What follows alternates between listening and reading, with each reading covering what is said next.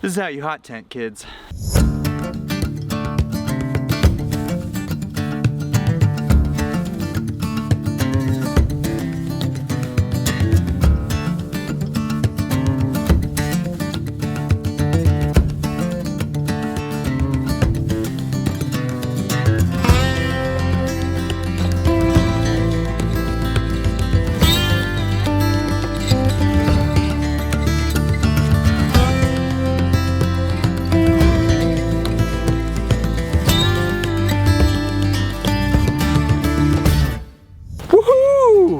It's cold. Yeah, we had to drive north to find snow.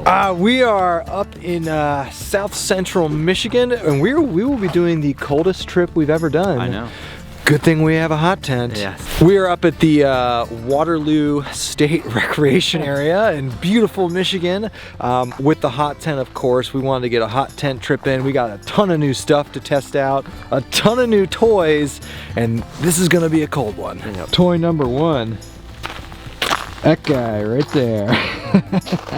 So yeah, we've talked about this on the podcast, and we're not, you know, we're here to make life easier, not harder on ourselves. Yeah, it's just fun when you you know, we're not doing big miles or anything with the hot tent, so just cut down our wood processing time. The stove in the hot tent just chews through wood. Yep. So that titanium doesn't hold heat for very long, so you've got to constantly feed it. So figure make our lives a little easier and have a little fun doing it too, so why not? So the way this works is we got a couple mile hike. I think the total round trip here is about 5 miles. So like 2 to 3 in, 2 to 3 out, and we are testing out the new Light AF packs that we got, the full frame ultra packs. And for this trip, you know, this is like his long haul hauler pack. I made it as heavy as possible. Also, we didn't do the plug. Click that subscribe button, check out the podcast, check out the merch. Got a big ass bottle of Eagle Rare. Oh, Michigan! So here we are. If you couldn't tell, we like to have fun around here. These are the full loadouts. Of course, we got some Doritos, we got an axe, we got a chainsaw, we got a hot tent, we got some local craft, kind of tough to see, craft IPAs here from local breweries, and of course some Big Macs. So one of the reasons my pack is so heavy, so the overnight low tonight is right around 10 degrees. The coldest we've ever camped is I think 13 or 14. Now we have a hot tent, so but the reason my pack is so heavy is I have 2 quilts and 2 pads. The golden rule with hot tenting is you want to be prepared for the environment you're in without a hot tent, because like the stove can go out, you can have issues, you don't want to freeze to death. So and the other goal here was I wanted to make this Light AF pack as heavy as I physically could make it, so I stuffed it to the gills. 2 quilts, 2 pads, saw, drone, and here we go. My pack, 35, right on the nose. That's really not bad. Yeah. Andy's turn? Yeah, like 34, 35. Okay, that's not bad. Yeah. That's not bad. With the chainsaw.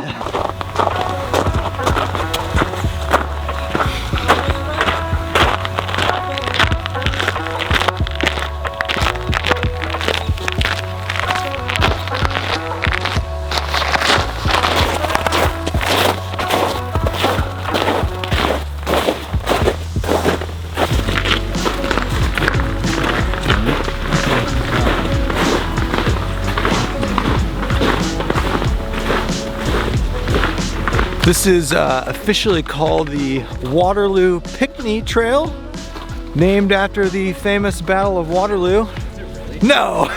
It's really pretty, very like some pine, mainly pine forests, and kind of, you can kind of see Marshy.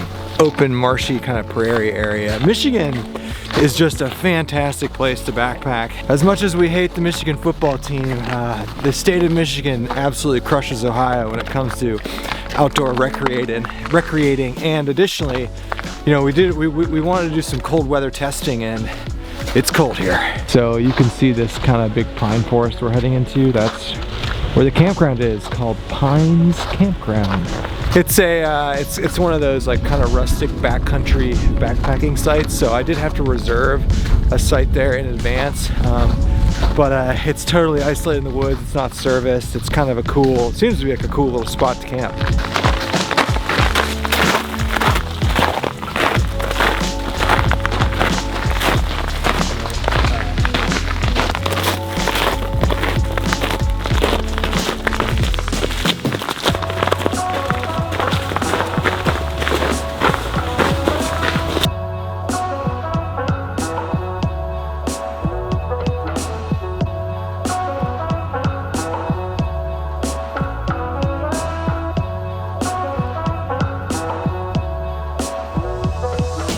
based on what's in the pack there, the food spread for tonight is gonna be pretty outrageous. And props to Andy, getting the flaming hot Doritos. You know, this trail, like, even though we're not going very far, like, this pack is heavy. And this trail is chewed up. Yeah, the trail is chewed up by horses, and then it refroze over, so it's like a pretty icy actually. So I feel pretty good with this pack. Yeah. I know you would never want to do 5 to 10. No. With this load. No, this is too heavy for that far. Yeah. And when you have trail like this, you're constantly having to look at where your feet are because it's just like ice everywhere. But yeah, it's good. It's cold though. It is cold. It is cold. Freezing cold. We just hit the 10-mile marker on the Waterloo picnic trail. We're not doing 10 miles. And I think there's some horse trails, creek, outhouse, switchback, camp. We're going to camp. We've made it. There's the outhouse. And here we go. So this is Pines Campground off of the Waterloo picnic trail. And we did register sites in advance. So we're good. And no horses. Sorry, people. Overall, super easy hike from the car. It's great to be back in the Midwest where everything is flat. I mean, it's so flat. It's a good change of pace. This whole trail runs like 10 or 20 miles. But like I said, from where we parked, I don't know, it's like 2.5. I think it's 5 miles total out and back. And this is a sweet campground. Here we are, not too bad actually. This is pretty nice. And I think what we're gonna do, we moved the picnic table over here. It's pretty nice, all these sites have picnic tables, by the way. But we're gonna put the hot tent right there and just wood aplenty over here. And we can use that chainsaw and just cut that up. And then we got the Grand First Brook to split it. And then we got our local Michigan craft beers. And of course Doritos and McDonald's. No, they're not. One's from Bend, Oregon. Just the bells. Yeah. Things are looking up now. Check out that. Oh, we'll go a little wide on you. So we've got the hot tent set up right there. The Lux Octopeak hot tent with the 3W Wawa West titanium wood stove. We've got some videos on our hot tent loadouts. Check that out. We're just, you know, continuing to do the camp chores, get all the wood ready, get everything ready. It's about 2:30, so we have plenty of time. You know, you want to have this thing, you want to have everything done and the fire going by like 5 or 6 when it gets dark, and it won't take us that long, especially with the chainsaw. How's the wood processing going? Like butter. You like that saw? Yeah, okay, like I just spoke about this in the other video. You know, it's so easy, it's so smooth, but the second you get careless with the chainsaw, that's when like accidents happen. I do have a friend that put a chainsaw into his leg. Oh my God. This does jump around. To be honest, like calling myself out, I probably should have had safety glasses. So, you know, if you're going to use one of these, make sure you know how to use it, make sure you use it safely and properly and stuff like that. But I processed pretty much all the wood that we're gonna need tonight, this afternoon, tonight, and probably in the morning in about 20 minutes. And it would have taken us working together probably like 2 hours to do that with the 4 stacks and the Silky Convoy. So the chainsaw's coming. Yeah, that's coming. And I did all of the wood in one battery, and I still got battery to go. That's good to know. Oh, that stove is going, and it is warm in here. So we're kind of going with the tutelage of like, we always go through more wood than we think we're gonna need. So you can see this is kind of our stockpile right now. And here's a good shot of the inside of the hot tent as it looks right now. But this is all the wood we've got now for one night and into the morning. It kind of goes back there, and that should be good. And he's getting a little bit more. Well, we're in. It is about 3:15, and it's so much warmer in here. It's probably at least 50 in here, yeah. And I'll show you. We've got the stoves rolling. You can see our buildup of firewood there. That's probably gonna be plenty. But you gotta think, we gotta run this fire for about 16, 17 hours. napkins. We got, and Andy, oh look at this. It's like a spicy lime. Not good. Flamas. Got the Doritos, just getting cozy. One thing we do now is we, if you can see like all the space we have, like we keep all the sleeping gear outside until sleeping time. And then it's just, we have so much more room in here. We could fit a third person in here easily right now, and just like full leg room, head room, and we just hang out. And then when it comes to, we have all the pads and everything outside inflated, and we just bring them in when it's bedtime. Wow, look at that.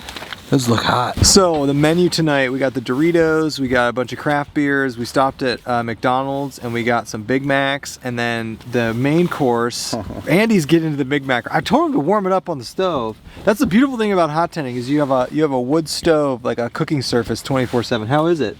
It's good. Yeah? You're not gonna use the stove? The main course, Andy's making Philly cheesesteaks, which will be very good. So, you know, all we do is come out here and just eat.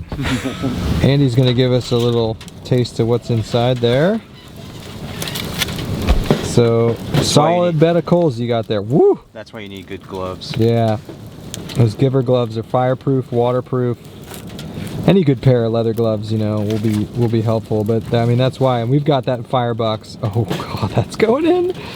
We've got that firebox loaded down. Well, pure Michigan, right there. So, do you remember? I know what you're gonna bring up. Yeah, Isle Royal. So Two Hearted Ale.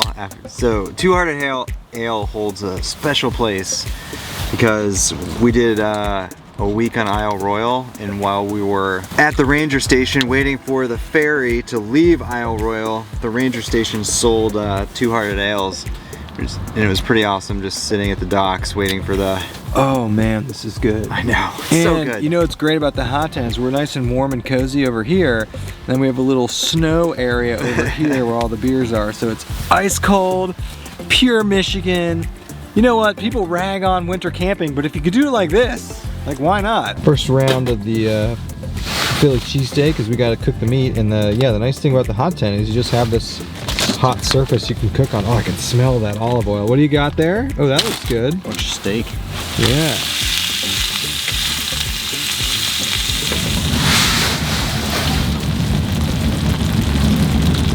Next phase.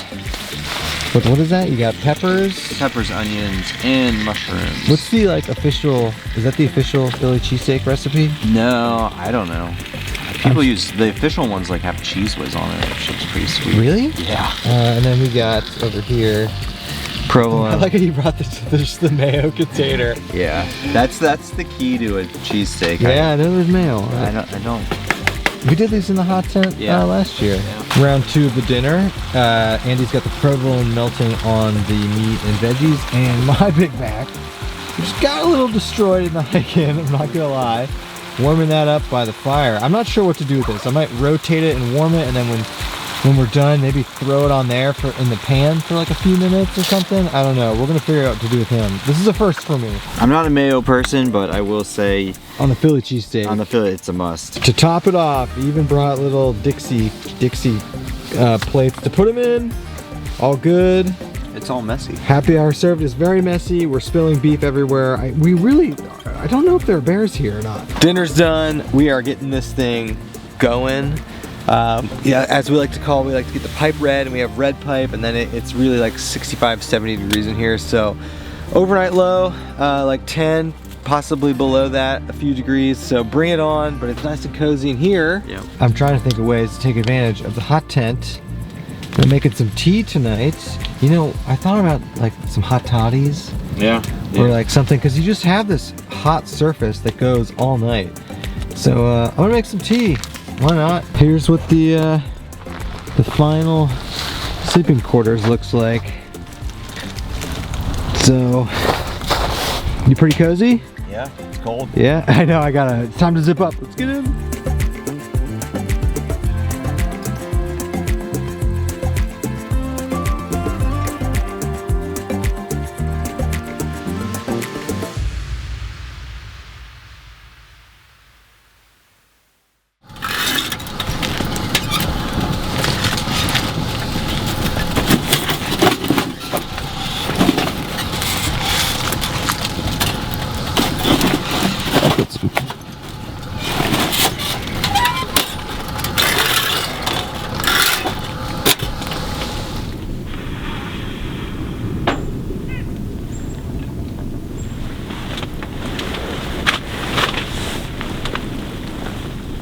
Good morning from the frigid cold tundra of Michigan. So it's about 8.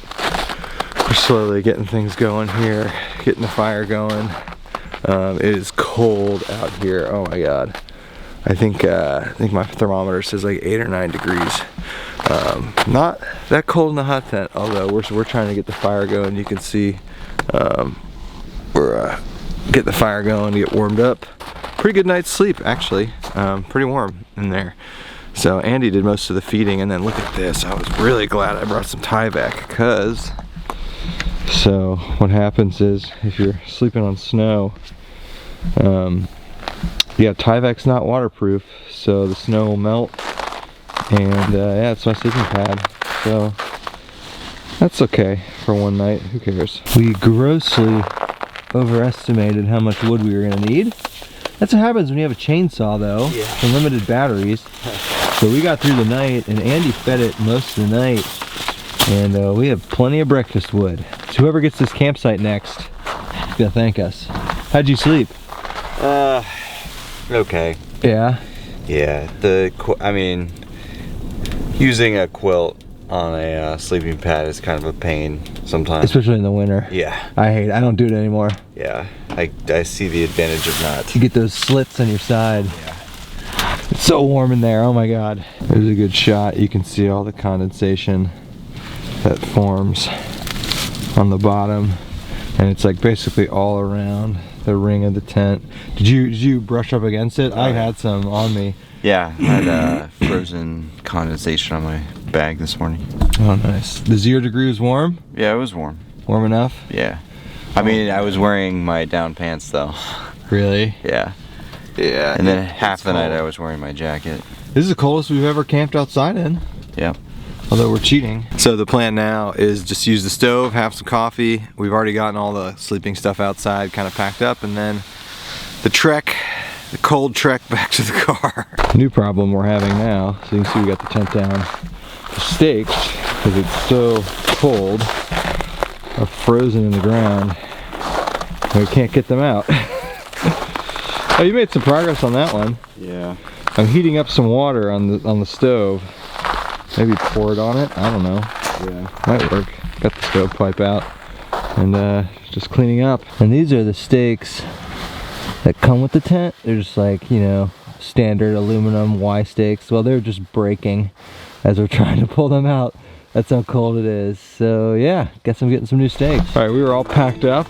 The name of the game here is just get everything in the pack.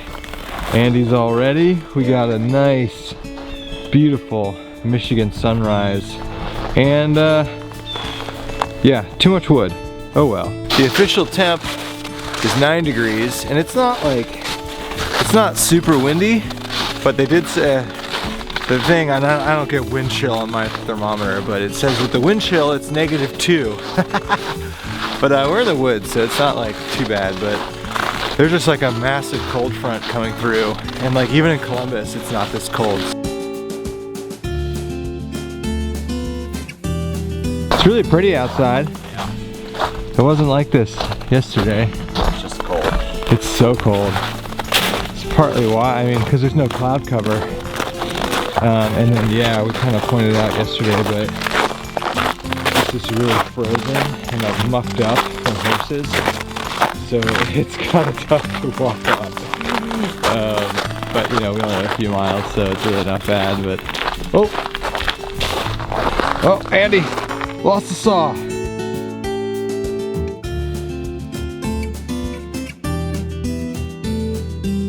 Pure Michigan.